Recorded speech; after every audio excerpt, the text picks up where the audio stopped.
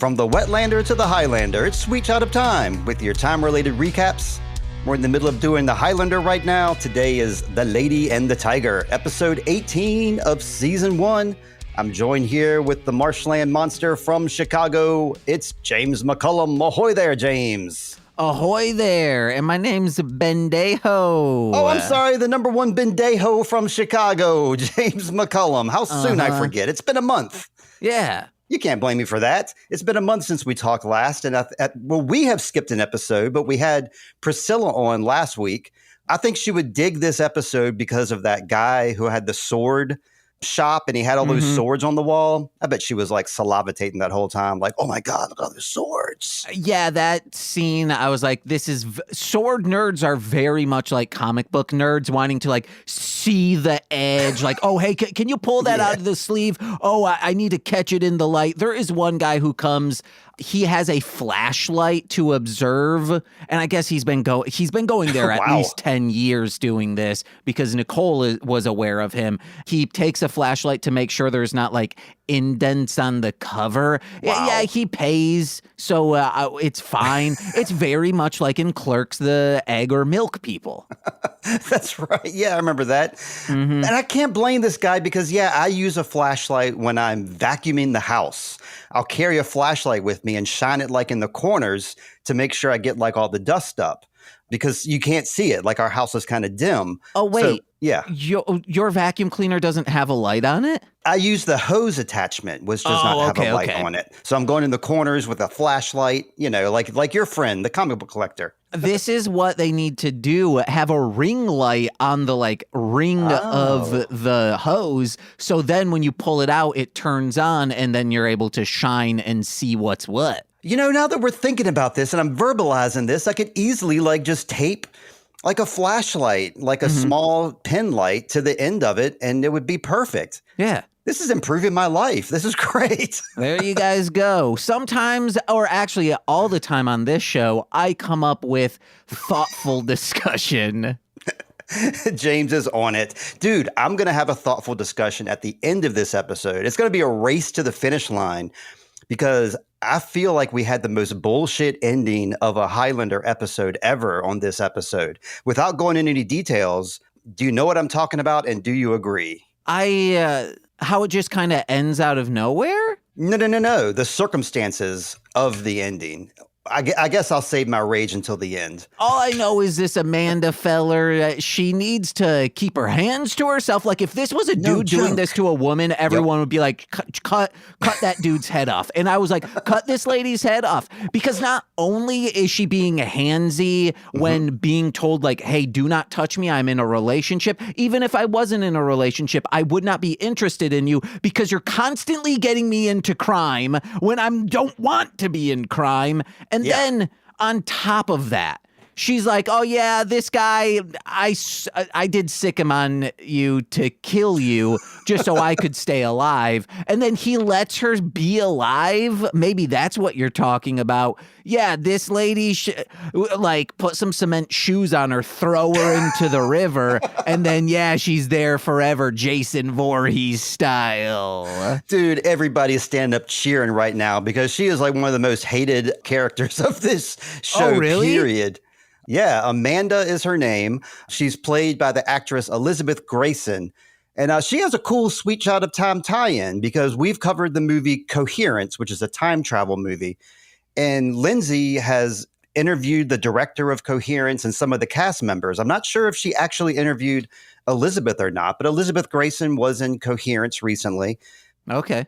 She had a spin-off show.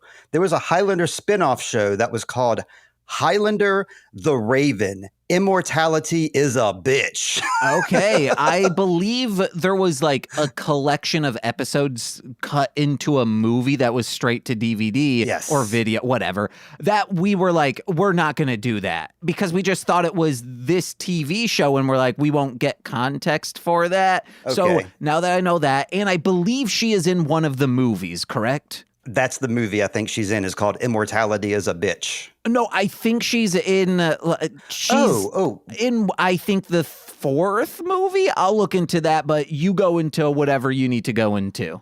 I need to go into the fact that she was Miss America. This woman was Miss America back in 1982. And I know you're a fan, James, of Step by Step. I'm not sure if you're a fan of Growing Pains or not, which is kind of like a one-for-one type of show. But she was supposed to be the mom in Growing Pains. And she filmed the pilot, but then like the new mom, whoever that actress was, was able to do so. So Elizabeth was kicked to the curb, and then she got on Highlander. That's a little backstory for her. And then we had Jason Isaacs show up in this episode too. This dude is a true immortal himself, man, because he looks the same in this episode, which was filmed in 1992, as he does in 2025. He was just in the last season of The White Lotus, pretty much looked exactly the same. People know him as Lucius Malfoy. He played Lucius Malfoy in all the Harry Potter films. Okay. Yeah, he's a big name now. And he was fantastic in this episode too. I loved our villains of the week this week. Okay, real quick, she was never in a movie, but there's another immortal lady in one of the movies that I thought this was her. Okay, maybe Grace. Or that was her. Perhaps, because last episode we met an immortal woman named Grace. Well, we didn't cover this episode on the podcast, but episode 17, woman named Grace, I think that she might have been the woman perhaps in that movie. That could be it, yeah. But yeah, Highlander news right now I want to go into, which is real brief. Henry Cavill has sustained an injury while preparing for the remake of Highlander. So they're going to be postponing the filming until early 2026. Everybody's bummed about this, and Henry Cavill has posted a picture of his... He hasn't said what the injury is. Nobody's disclaimed this except for a picture of it looks like his left ankle is either broken or sprained at this point. Just start filming all the other parts so then you're still ahead of production. And then once he's healed, start filming all of his shit. Yeah, Henry, what the hell? That's a great... You have lots of great ideas, James, and this is just another one of them. I hope he's listening. His co-stars, we know they're going to be Russell Crowe, Karen Gillan, Dave Bautista, and Marissa Abela. We've already discussed all those people in previous episodes. We got two new dudes. We got Djimon Hounsou. Not sure how to pronounce his name. It's a hard one to even look at. Djimon is his first name, but we know him. He's a middle-aged, black, bald individual. If you saw Blood Diamond with Leonardo DiCaprio, he was like one of the guys, part of the heist. He was also in the Quiet Place movies. So if you remember like a good-looking, middle-aged, bald, black guy, that's him. He's going to be in the Highlander movies. And then Max Zhang, a.k.a. Jin Zhang. Do you know this individual? Not based on name. There was a Chinese action series called The Ip Man, Man. Yeah, he's not the IP Man, but he is the IP Man's arch enemy in all those movies. So he's going to be part of the action for Highlander, the film. That's what I like to call Hanna and Barbera, the IP men, because they have so much IP. I was thinking that's what it was too, but it's just like uppercase I, lowercase p. So it's not intellectual property. I don't even know what an Ip Man is, but he kicks ass, whatever he is. He has a sword and he beats people up. So go for it, Ip Man. The only reason I am aware of this is because every time I go to a used DVD store, I go into like the martial arts section or like, because that's where Hard Boiled is going to be. Okay. And I want to watch that movie so bad, but luckily Shout Factory is putting it all of this like Hong Kong stuff, and that's part of it. And so in November, I'll finally be able to watch Hard Boiled. Right on. I figured that would be like a Plex kind of thing. Don't you have a Plex subscription with somebody, or am I wrong about that? No, I don't have a Plex server with anyone. Okay, maybe you talked about it at one point. Maybe I'm confusing you with Howard Kramer. It's quite possible. Let's see. The next episode we're going to talk about beyond this one is episode 22, The Hunter. We'll be talking about that in a couple weeks, so mark your calendar, James. That'll be the next one we talk about. But this week, we got The Lady and the Tiger.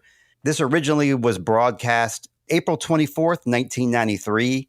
I say this every week probably, but I'm loving it. I love watching this show. I love these nice digestible segments, like the contained storylines. They're almost like a procedural in a way, except for, with more action and more fun involved. Because when I think of a procedural, I think of something like, those cop procedurals or like detective Criminal procedurals. Minds. There you go.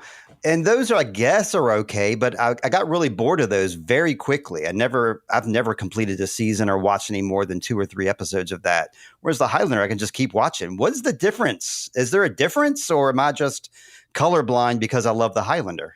Because you like fantasy sci-fi bullshit, and this is fantasy sci-fi bullshit. Okay.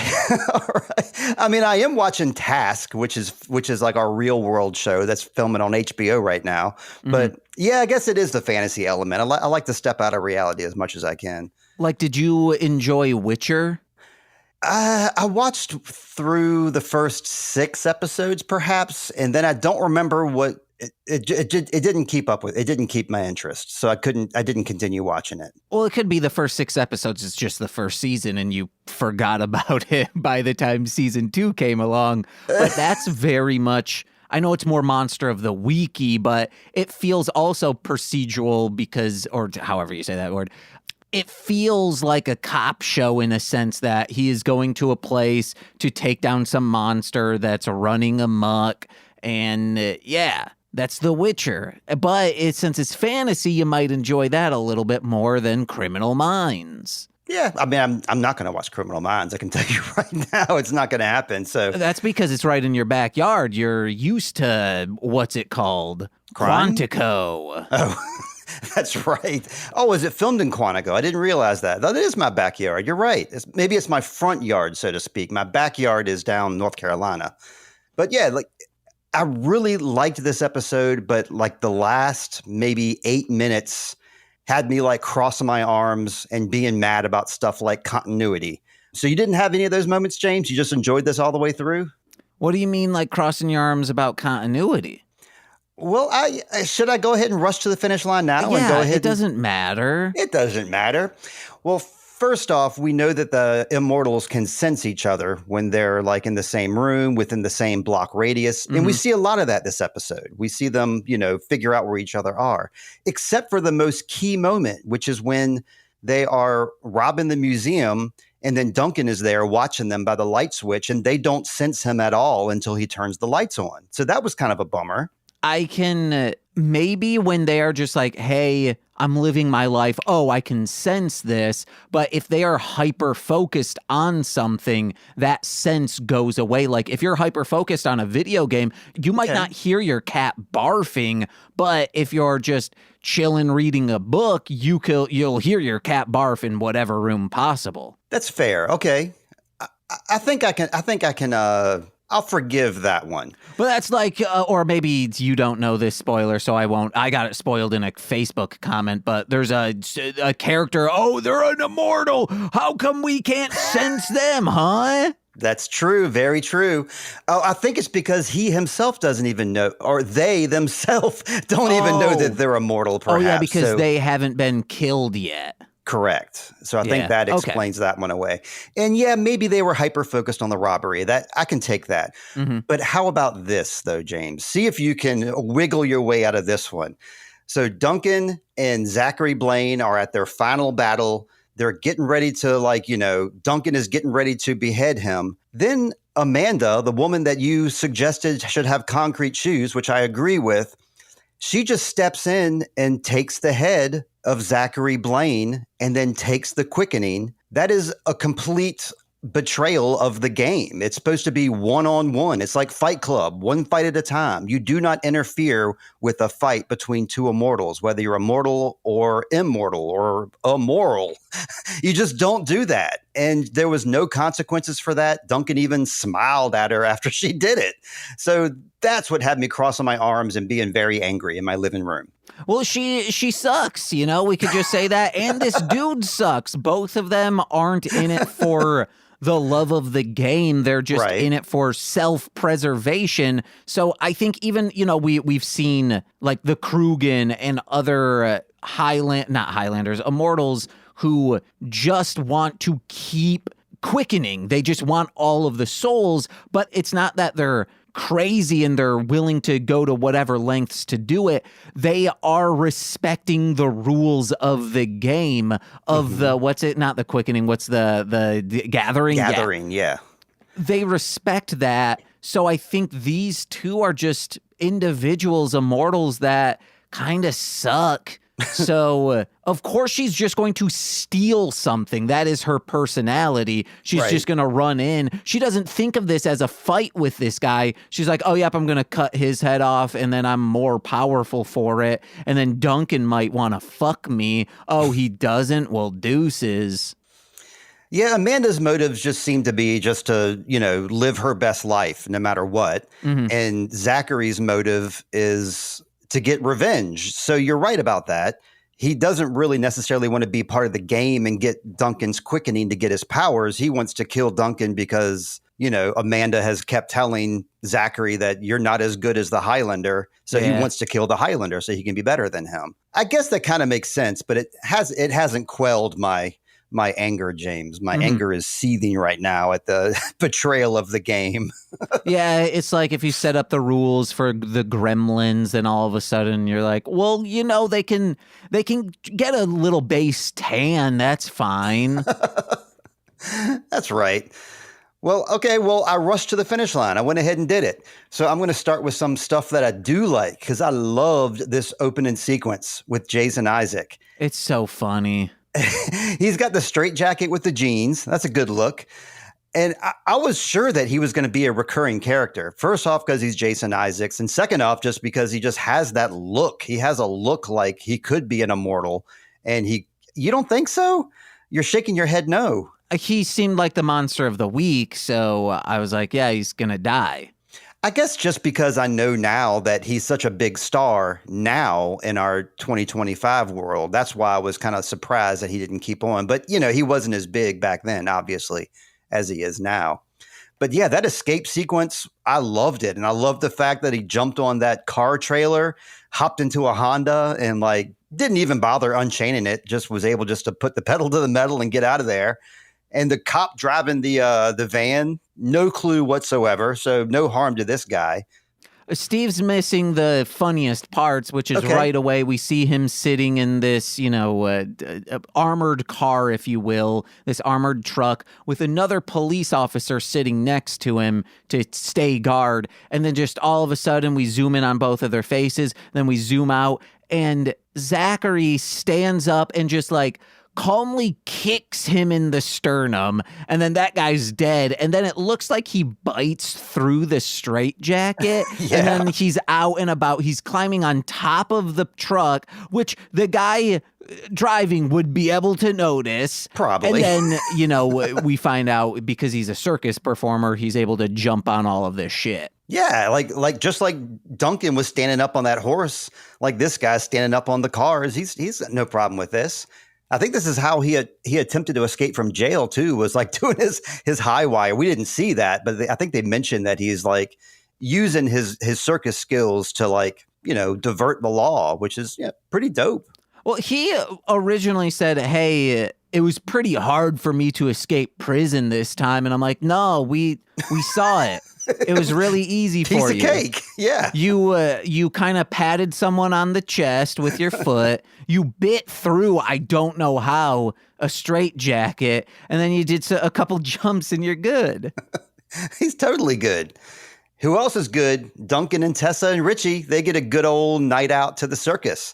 They get some mystery tickets to the circus, so they go and check that out. The thing I hated the most about this circus scene was that clown that would go into the audience and get in the kids' faces. That was not a fun scene. I was thinking that kid is going to be scarred for life after that clown doing that. Oh, that's weird. Whenever I see clowns like that, I'm like, if the water biz doesn't work out for Steve Barnes, he could make a career doing these clowns. Why do you say that? What the hell, dude? I'm lying. Thank you. I know you're kind of clown adjacent because you do enjoy the juggalo life of the icy. I know you're not a juggalo Do you consider yourself a juggalo or just a fan of ICP? I'm a relapsed juggalo. See, you guys, you don't care about people who have like face paint on. You think it's cool. No. I think it's scary. I think it's scary too, especially mimes. Oh. Nicole's been going to this, been tabling at Museum of You, and there is a mime there, and I'm scared. Like, especially post Terrifier, mimes are scary because they're silent, I think. Those types of mimes are scary. And then a lot of clowns are too, you know. Chicago Comics is right pretty much across the street from the bar that John Wayne Gacy always hung out at. Ugh. And there's rumors that it's haunted. We don't know if it's by other ghosts or by the ghost of John Wayne Gacy. God.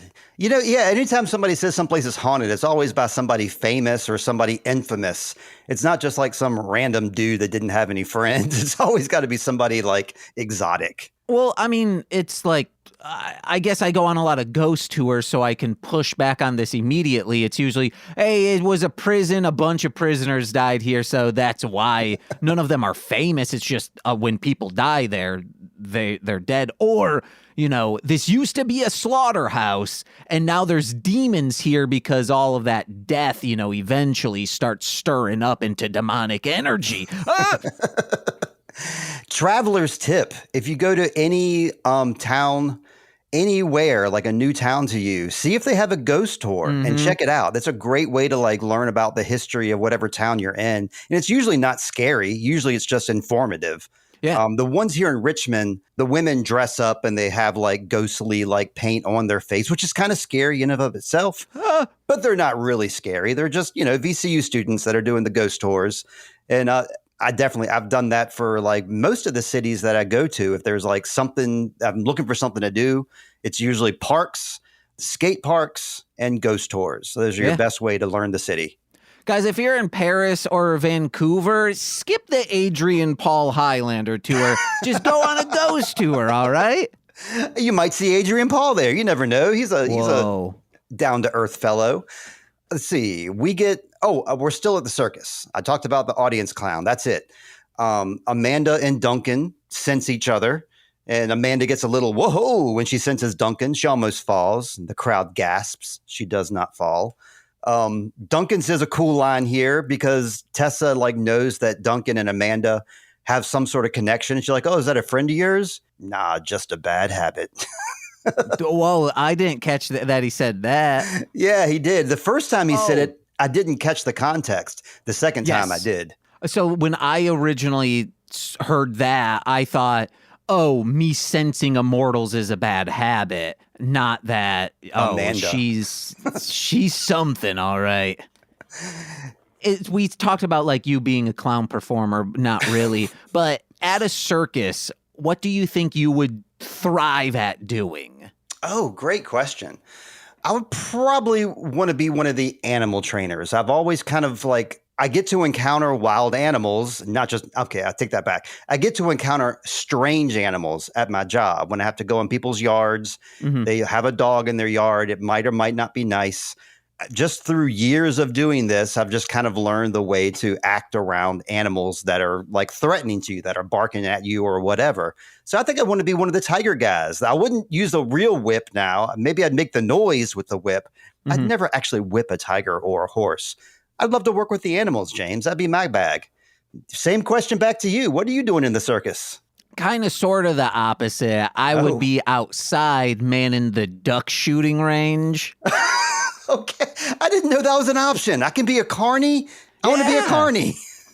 Yeah, you better believe it. And I'd be a nice carny in the sense that I'm making fun of you every single time you miss. I'm going to belittle you in front of your spouse, but I'm still going to give you a prize because I know you just gave us like $20 and this thing cost us maybe $2.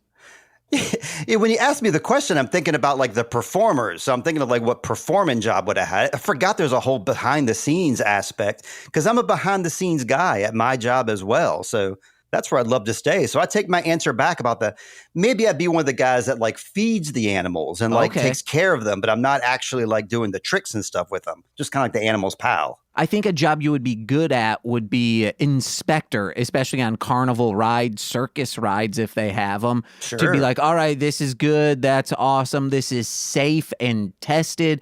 A child will not be getting their scalp ripped off in this. Well, I thank you for saying that, but my anxiety is such that I don't like having that sort of responsibility. So I sign off on that, and then some kid does get his guts ripped out. It's like, let's go back on Steve Barnes. He was the guy that said that was safe. Get him in jail. So, yeah, I'd be a little scared. I mean, I am kind of a mechanical person. I think I'd be capable of that job, but that would be a very scary job to have, was to inspect sketchy circus and fair rides. It sounds like a nightmare to me, actually. But then we look at the security footage on the tilt-a-whirl and we see the kid just picking at his belly button, and eventually it just rips into it and it just like all comes out. It's his fault, not yours. Fault. That's right. We should have let him in, this crazy kid. What is he doing? Always picking at his belly button. Oh, yeah, you said that already. All right. I wasn't listening the first time. I did. Did you used to pick at your belly button? Used to. I still do. Right. Come on. It was such a problem that I would sometimes have to have gloves on because I would it'd be bleeding in there. I still have that problem where if I can like make a little bit of blood happen in there if I pick too much. James, I'm a weird person. That absolutely still happens. I remember like this is unrelated, but when Caleb was an infant, he had colic. So he was always crying and always wiggling around. And he would take his little fingernails and scratch his face up with them. So we had to put socks on his hands so that he wouldn't do that. It was terrible. That was up until he was about 3 or 4 months old. So that was a bad time. I thought you were going to say, when Caleb was a baby, I used to pick at his belly button. Well, you kind of have to as a parent, because that thing is like still there for like 2 weeks or so, that umbilical cord thing. Yeah, you got to take care of that thing. I'm glad I got snipped. That's disgusting. Here is a wonderful story before we get back to the Highlander. I mean, we're diverting a little bit. It's fine. I know a certain someone that I used to be married to. I'm not married to any longer. And she had an innie belly button, of course. And when she got pregnant with Caleb, her belly button, did the little thing where it pops out. Uh-huh. She discovered as it was popping out, she slowly discovered, hey, my mom never took care of my belly button, my umbilical cord, because it's still fucking in here. Whoa. She had to deal with that. And we found out from her doctor that's very common, that women who have innies and they get pregnant and then the belly button has an outie, it's got parts of the umbilical cord still stuck to it. Ugh. New knowledge for you, James. How's that? That's gross and disgusting. Just like a circus. Not really. Mm-hmm. Circuses are supposed to be fun. Sweet Shot of Time is brought to you by Zencastr. Zencastr is the way we record Sweet Shot of Time. We hook up with our guests via video and we record it on audio. Recently, we've been doing video podcasts with the cast of Time Bandits. It's easy using Zencastr. You can record video or audio. You can also edit your podcast or your video via Zencastr. Join Zencastr using my promo code Sweet Child of Time and you can get 30% off Zencastr. If you're ready to start your podcast, it's time to share your story. Share it with Zencastr. That promo code once again, Sweet Child of Time at Zencastr.com. At this circus, Duncan gets a memory. He starts thinking about the old days with him and Amanda back in 18th century Bavaria. That's where they're at. Duncan returns home from a trip. He can tell that Amanda's up to no good, and he's kind of joking about it. She's hiding stuff behind his back, and he's aware of it, but he doesn't care. It's sexy time for them. In the morning, she's gone, and she had stolen his horse, and she had framed him for the robbery. And he just laughs about this. He just chuckles it off like it's no big deal. This show could be rebranded as Never Not Funny Wigs with Adrian Paul, because every single flashback, he's got a funny wig on. Yeah, they had worse, both of them, Duncan and Amanda, both had definitely worse hair in these wigs, because both their wigs were no good on either one of them, in my opinion. Amanda, though, you're familiar with Adamant, correct? A little bit, yeah. Well, you've seen him, I'm sure. Hopefully you've seen some of his videos. He wears that black and red pirate suit. That's exactly what Amanda was wearing when she's like trying to steal away in the middle of the night, except for her pirate suit is green and white instead of black and red. Mm-hmm. And then for some reason, like Tessa makes a comment later on, like maybe I should have been a pirate lady. And it's like, how did she know that Amanda was wearing that pirate outfit?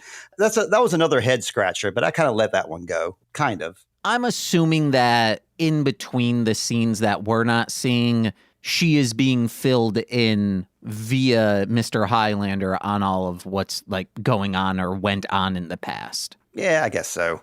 So back in the past, too, we meet Amanda's boyfriend, or like quote unquote boyfriend, Zachary Blaine.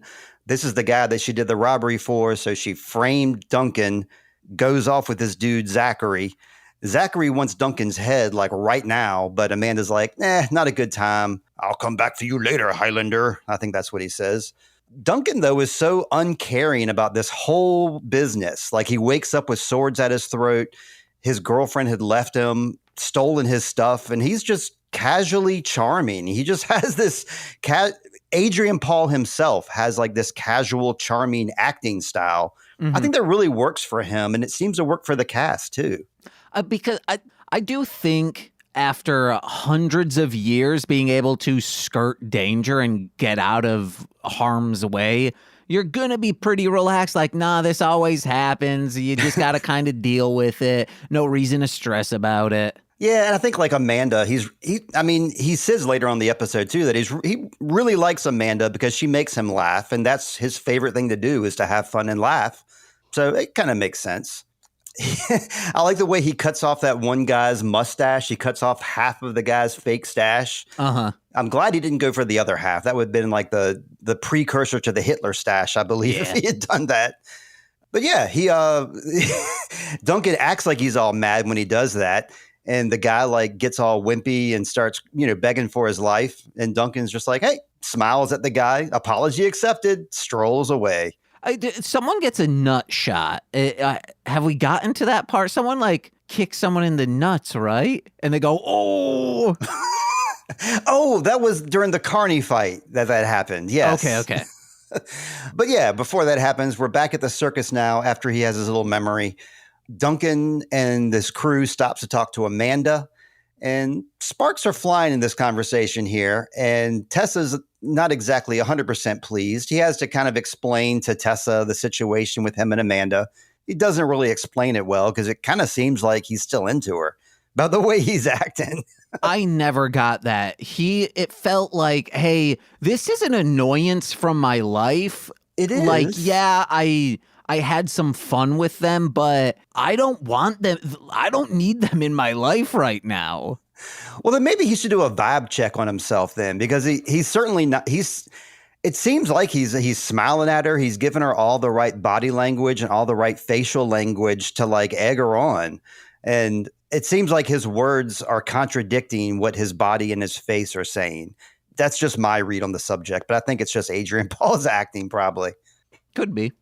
But let's see. Next scene up here. What happens after that? Oh, yeah. Amanda is expecting Duncan to come back because she invites Duncan to come back. So she goes back to her, I don't know, into the big tent or whatever, thinking that she's going to run into Duncan. But Zachary's back. She's not thrilled to see Zachary because she figured that he was still in jail. He threatens to kill her, and he almost does. He like moves his hand back to slice her head off, but she quickly offers up a $10 million heist and Duncan MacLeod's head. She's a fast thinker, I guess, because I mean, it's her fault that this guy was in jail in the first place, and now it is her fault that this guy is going to be going after Duncan. I mean, she's trying to save herself, so this is like a self-preservation move, but it still hit me the wrong way, and it just kind of exacerbated my dislike for Amanda. Mm-hmm. She shows up the next day at the barge. Barge. And she and Tessa would have picked up where they left off last time, but Tessa's on her way out. Duncan's on his way in. Of course, like I said before, she senses Duncan before he walks in the door. She tells him that there's another immortal hanging around the circus, but she lies and says she doesn't know who it is, and she wants Duncan to help out with this. Before that, though, I think she has a conversation with Ritchie, which I completely skipped over. We had some nice, sexy guitar music. I'm used to like when something sexy is happening, the instrument of choice is usually a saxophone. But I forgot like in the early 90s, they used like this corny guitar music to donate like sex is going to happen. Real quick, it wasn't corny because she's talking about, oh, his name's Richard. I knew Richard the Lion or whatever. Oh, yeah. And she goes, his name wasn't the only thing animal about him. Then the guitar goes, wow. I'm like, oh, hell yeah. There was an awful lot of close talking here. And yeah, she's definitely, it seemed to me like she was kind of hitting on Ritchie. I mean, I know she wasn't. I know she has a motive. But to Ritchie's perspective, she was really hitting on him hard. And he was into it. Then she goes in and she's talking to Tessa. It almost seems like they're hitting on each other too in a way because they have this close, sexy way of talking. And she makes some kind of mention about she modeled for a sculptor, among other things. And Tessa's like, oh, I'd like to hear about those other things. So I guess they want to compare notes or something. No, because she's like, hey, I need fuel to just... There's a lot of feeling like it's slut-shaming, but in this case, it is just being like, hey, you're coming after my man. Like, I trust my man, but I don't trust you to not force yourself upon him. Right. So she has a reason to be, like, very catty towards her, but... Amanda does say that sculptor, she says, oh, I modeled for Rodin? That means she has 1 degree away from Godzilla. Holy shit. You think she can introduce us, perhaps? Yeah, she knows Dan, a.k.a. Rodin, the, pterodactyl monster. Bring back Kaiju July Fest and, have this woman on. That's great. I didn't make that connection. We'll discuss every episode of Highlander the Raven. Just waiting for Rodin to show up, and he never does. waiting for Godot's situation. She being Tessa is like sketching Amanda. She's like drawing her in her little book there. That's interesting. I mean, I guess she's like on her mind hardcore, but maybe she just thinks she has an interesting face. Do you want to like delve into that or why she might be drawing and sketching Amanda? She's like, the police are going to need this soon. I'm going to save the sketch artist some trouble. I already got it. There you go. All right. No one needs to describe her. Here's a picture. Here's a sculpture of her, 3D. Here you go. All right, next up is the scene when Zachary goes to that sword shop. He's looking for a Damascus sword that he left there. I don't know if it was a century or decades ago. The sword shopman kind of recognizes him. This is a blasphemous scene, not for Highlander. This is a good scene in general, but you don't kill blacksmiths and you don't kill sword salesmen. That's just like a rule that everybody knows, and Zachary's disobeying that rule. This should be holy ground. Yeah, exactly. I mean, it's adjacent to holy ground. So I totally agree with you. I don't think anybody is into this murder here. And the shopkeeper was like a cool dude too. Yeah. Like I liked his vibe. But yeah, in that scene, he was acting the most like his White Lotus character. He played this character named Timothy in White Lotus. Jason Isaacs did. And that's pretty much exactly who he's channeling in this scene right here.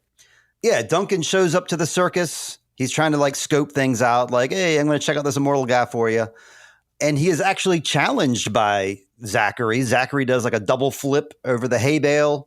They start getting into it. He clearly wants Duncan's head, but the fight is interrupted by the circus hands. And in this scene, we actually get to glimpse the lady and the tiger. Hell yeah, guys. And I, at this point, wrote down, man, I really miss the swords being wired how they are in the movies. So every time they meet, sparks fly. Oh, but then yeah. at the end of the the end of the episode, I was like, they did it. They heard my pleads. I didn't even catch that. I'll have to rewatch it to see that. I didn't see any sparks, but I heard a lot of noise. This was a noisy ass fight. They were really going at it hard, and that no wonder the carnies came running because they could hear this from a mile away. But of course, at this point, Zachary is obeying the laws of the game because he sees people approach, so he gets out of there, which is what you're supposed to do. It's not till later on. Well, he doesn't. He's not the one who broke the rules. It's Amanda that broke the rules. So I'll give Zachary a pass here. Let's see. We go back to the barge, and Duncan is researching on his little computer, figuring out who this guy is. Figures out it's Zachary Blaine, and he realizes that this guy had previously tried to escape. This is where I heard that little rumor that he tried to escape on the prison telephone wires. So he assumes, hey, must be a circus situation. Tessa goes and does her own little research. She goes to find this old circus agent dude. He remembers Amanda and Zachary from way back in the day. Yeah, shows us that poster that has their faces on it. And Tessa says, she's been lying to us, Duncan. She said she doesn't know this Zachary fella, but clearly she does. Side by side, that picture is just as good as Tessa's picture. Maybe they used the same picture. This circus agent guy, I thought he was pretty funny. He was kind of an overactor, but he's obviously in love with Tessa. Like, he was just goo-goo eyes and all over her. And like when she kisses him on the forehead, I mean, that was my big laugh of the moment. That look on his face after she kisses his forehead. He's like, I've been kissed by the goddess. And he comes into work every day, even though he doesn't have any clients. I thought that was the weirdest thing. So that's why I don't think he was into Tessa. I think he was just so excited someone also showed up to work that day. Yeah. It's like I've been coming here every day for 10 years. No one's coming in. And now I finally get a woman, finally somebody to talk to for 3 minutes. That's all they get. So let's see. Tessa then tells Duncan about her discovery. And Duncan he's not quite on board. He's like maybe 95% on board. He's proceeding with caution. Against Duncan's better judgment, Ritchie goes. He does something this episode. He actually does something. He goes and spies on Amanda and Zachary. He sees them have a weird moment where I thought that Zachary like stabbed Amanda in the street, like when he like pokes her and then like pulls her around the side of that church. I thought he had stabbed her. Did you think that, or was that just me? Okay, it was a weird motion. But yeah, they go to the museum. They check out the book they're going to steal. They start working out the plan. Turns out Amanda's like a Mr. Robot kind of guy. Like, she knows how to get on the inside and how to, manipulate things to her advantage. She says like, oh, this thing, all we have to do is turn it to the right and then the alarm is disarmed. And then she goes, or was it to the left? And she touches her hand to her cheek exactly like the woman, the aunt in the beginning of Sleepaway Camp, when she's like, oh, yes, that must be. Why did I put that lady's acting rules? So I have to give this woman props. She's acting like that aunt in Sleepaway Camp. So 2 thumbs up. Alrighty then. I don't know if I've seen Sleepaway Camp or if I saw it when I was younger and I've forgotten it. So that's a good move though. Or did I? You have to go watch it after this, okay, Steven? Aye, Captain. It's on my docket now. All right. Duncan is confronting Amanda now with what they have learned, but he still has to deal with Tessa before he can leave the barge. He has to, convince her that he's not into Amanda, let her know that he loves her. I don't think he does a great job, but to his mind, he does. So he puts, Tessa to rest. This is when she makes the comment, I think, like, if I had been a lady pirate, maybe you'd like me more. Mm-hmm. That part made me laugh for sure. And Duncan says that's the reason this is the time he says that's why he likes Amanda, because she made him laugh when no one else could. So, he's kind of kind to like his exes, which, is a good trait. I really wanted this episode to be him leaving, saying like, hey, I'm going to go meet up with Amanda, figure out this whole Zachary thing, and then I'll be right back, Tessa. And then fades to black, fades back. It's the nighttime. He walks in. He's like, well, had to chop them both. And we don't see it. It's just like, yeah, he killed both of them. And now he's stronger for it.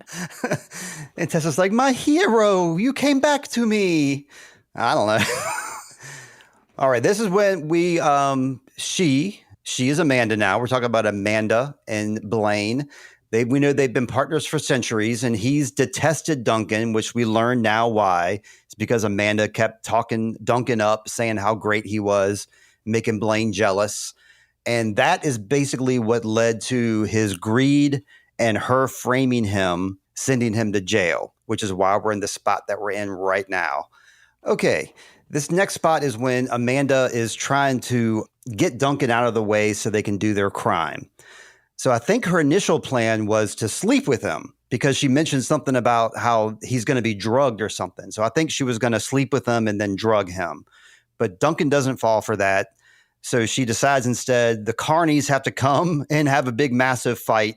And they got to put a big cow net or whatever over top of Duncan to keep him in place to hold him until morning. You've seen Kung Pao Enter the Fist, right? Once again, it's a movie that I've seen that I don't remember. There's a scene where he gets a net thrown on him, but it's like this. It's as big as like maybe 4 sheets of paper towel, and he's just like, "Ee!" And then he collapses on the ground. And he's like, "I can't get out." It's not as drastic as that, but he could have just easily stood up and pulled it up. This net is not weighted on the bottom like it should be. This net is not necessary whatsoever. A couple of strong carnies could hold him down just fine. Uh-huh. And this is when he kicks somebody in the balls. So this is your ball kicking scene. That's great. No, there was another nut shot so further back because I have it as my 4th note. I could be wrong then. When those nut shots happen, let us know. So MacLeod, he's being stuck there with the carnies, but he has a plan because one of the clowns comes over and insults him, calls him a rube. He's like, "I'm not a rube. I have, circuses in my blood. I'm an equestrian dude." So they're like, "Prove it." So Duncan does prove it. This is one time that Adrian Paul did not do his own stunts because it's clearly not him on the horse when they're doing this, which I can only imagine bummed him out because I know that he's a stunt performer and that's like his thing. I think as a professional stunt performer, hey, that is dangerous. I am the star of this show. I should not be doing that. So I think he knows I can't. Okay. I can't stand on horseback and throw a knife. Yeah, you're right about that. But it's just, I know that like through everything I've seen about Adrian Paul, that's what he's into is doing his own stunts and being able to do stuff like that. So I don't know. I'm just kind of like envisioning in my mind, Adrian kind of pouting in the corner while that guy with the long hair, with at least the long hair wig is getting all the glory, throwing the knives all around. But hopefully I'm wrong about that.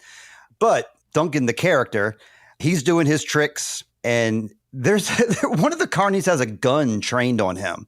Ooh, and the first time I watched this, I was like, why the gun? What are you doing with this stupid gun?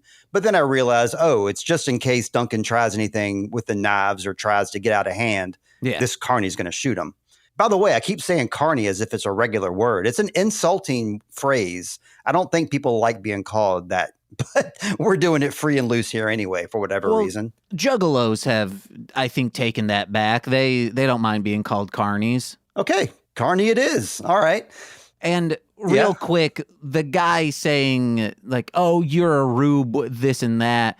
When Duncan gets his first bullseye, he's like, "Oh, that's lucky." But throwing a knife on horseback into a bullseye, it's never lucky. At best, it's demon magic. At worst, it's alien strength, which in this case, they're all aliens. It's Zeist power. That's right. Baby. Yeah, and even when Duncan throws the second bullseye, the clown is still not impressed. Like, it takes a lot to impress that guy. He's seen a lot. Duncan's third strike, though, is not at a bullseye. He goes right to the power source, gets that power out. He makes his getaway. Pretty dope. Mm-hmm. He follows them to the museum, and he knows their background, so it doesn't take long for him to realize that they have crossed a high wire to get to the museum. And we actually watch as the two villains make their way across it. We don't get a good scene of Duncan doing like the high wire trick, but we know he must have because that's the only way currently into the museum. So Duncan's, again, he just came from throwing knives on horseback, and now he's walking across a high wire to the museum. So we didn't know this. He's got skills. I think what he did was he had all those knives still, and he threw them into the wall to stick so he can jump on the knives up into one of the windows, like a video game. He would jump on the knife handles, not on the pointy part. Okay, I was thinking that would hurt, but okay, that's a good plan. So he follows them in there. And like I said before, they don't sense that he's in the museum because they're too busy doing their Mission Impossible thing, which is pretty badass, actually. No, it's stupid and corny, I think. No, it's not. Yes, I loved it is. This is what I wish Duncan had done. When she's scaling down right above that book she wants to steal, like she like not all the way up, like maybe when she's a foot, like 9 inches to 15 inches above, just cut the zip line so she just slams like hard enough to like, oh man, that cheesed me a little, but not like, hey, I shattered every bone in my body. It would have been funny, and I think that's what he should have done, to be like, hey, you guys are a bunch of dumbasses, and yeah, this is what dumbasses get. I don't know. I disagree. I love this whole rope lowering thing. I think it's a cool move. And it's so cool, James, that they use this sequence in like the season 6 intro. So when you watch the season 6, you're going to see this scene like every time, if you watch the intro, that is. But let's see, Duncan shows up and he does this thing where he's like, I got a coin here. If I heads, I win, tails, you lose kind of thing. And he tricks them, tricked me too. I didn't know he was going to do this. Throws the coin onto the ground, sets off the alarm. Too bad, kids. You got to get out of there. So Amanda and Blaine grab the book, flee out of there, followed by Duncan. Let's see. He catches up with them. And like, I guess this is like a bar or like a deli or something. They're in there kind of like reassessing the situation. Blaine is about to shoot Amanda because she pulls her sword on him. He being Zachary Blaine, has this misguided concept that Amanda and Duncan are working together, which I don't blame him for thinking that, because Amanda is very tricksy. So absolutely, she could be doing that. He's wrong in this situation. At any rate, before he gets to shoot Amanda, Duncan busts in there, crashes out the door into the street. They have a good old street fight. And I can see Jason Isaacs during these sword scenes. You can clearly see his face. You can see that he's fencing, but they do also have a double that's in there. So every now and then you can see a different dude battling Duncan, which is okay. But it's just interesting to me that you can plainly see these stunt people in this episode, because it did a very good job of the previous episodes of hiding those stunt people. So it just did a better job of editing. So that's another like a little slight qualm I have with this episode, but you know, I can get over it. So this is when it happens. Duncan is about to take Zachary's head when Amanda comes in from behind, and she does it for him. She makes just one single slice of the blade, and as Zachary's turning around, he gets it. She gets the quickening. She gets the orgasm, not Duncan. Duncan's totally okay with this. He's giggling. Duncan, don't forget what Ramirez taught you. He taught you the rules. You're supposed to turn this woman in. Be a narc, dude. Let the other immortals know that she did this. But no, he's just going to let her go. Not with the book, though. He takes the book back. And real quick, just so no one's pedantic and is like, it wasn't Ramirez. Ramirez taught the other MacLeod. The MacLeod taught this MacLeod. Okay. Well, whatever, dude. One MacLeod's another MacLeod. They're all MacLeods. So technically by like metamorphosis, like from like point A to point C, technically A taught C. I mean, all in all, my joke didn't work. So that's all we got to say. Steve's joke failed. Amanda, though, she's ageist, dude. Did you hear one of the last things she said was like, Tessa's going to get old. Duncan's like, yeah, I know. I'm good with that. So that's another strike against her. She might get old, but she's never going to suck shit like you, dude. That's what he should have said. Then do like little finger guns, and she's like, oh, I can't be mad at you. Oh. I'm not sure. I want to do a little quick look up here, James. So, well, you're doing a quick look up of whatever you're looking up. I just need to know, where the hell are all three of them stashing their swords? Because like what's his nuts keeps it on his back, but we see him like bending and moving. Zachary is, but like he wouldn't be able to move like that without, ripping his pants, because the tip of the sword is all the way down there. I mean, you're bringing up a age-old question that has been asked many times on the Highlander board. Where do these guys keep their swords? How do they carry them? I think the answer is supposed to be the long coats, like these trench coats that they're wearing are supposed to be able to hide them somehow. But that makes sense. It kind of makes sense, but not really. Not when you look at how damn big their swords are. So I don't know. I think it's another one of those things that we kind of got to like play along and pretend that nobody can see them. I think that's the only answer here. What I wanted to look up and what I'm still looking up here is whether or not we see, I mean, I know we see more of Amanda during her spinoff series. I'm curious when we're going to see her next on the show. If you just go to her Wikipedia page, Highlander, Amanda. I'm there. Let's see who can get to it first. Steve or James. It's a race to the finish. The return of Amanda is... She is in 29 episodes of Highlander. So we're going to definitely see her again. We're not going to see her until season 2, episode 7. The episode is called The Return of Amanda. Yeah. God damn it. I feel like a dumbass right now, James, but that's okay. Or at least I think it's okay. Do you think it's okay that I'm kind of slightly a dumbass? And yeah, this is fine. That's all of my shows, man. Oh, okay. I'm fitting in then. I'm at the right place. Yeah, that's the end of our episode there. Nobody likes Amanda, I don't think. I mean, she's gorgeous. Ritchie's in love with her, that's for sure. But as a character, her character sucks. The continuity is kind of odd. Are we going to be watching another Amanda episode and talking about her? I don't see her in any of these episodes coming up, James. Oh, no. But I do know I'm very happy to see the episode's Unholy Alliance in season 2. And that is when we're going to see more of Xavier, our dude Roland Gift from last episode. He's going to be in those 2 episodes of the Unholy Alliance. I'm not sure if we'll be talking much Amanda until, probably 2026 at some point. Who knows?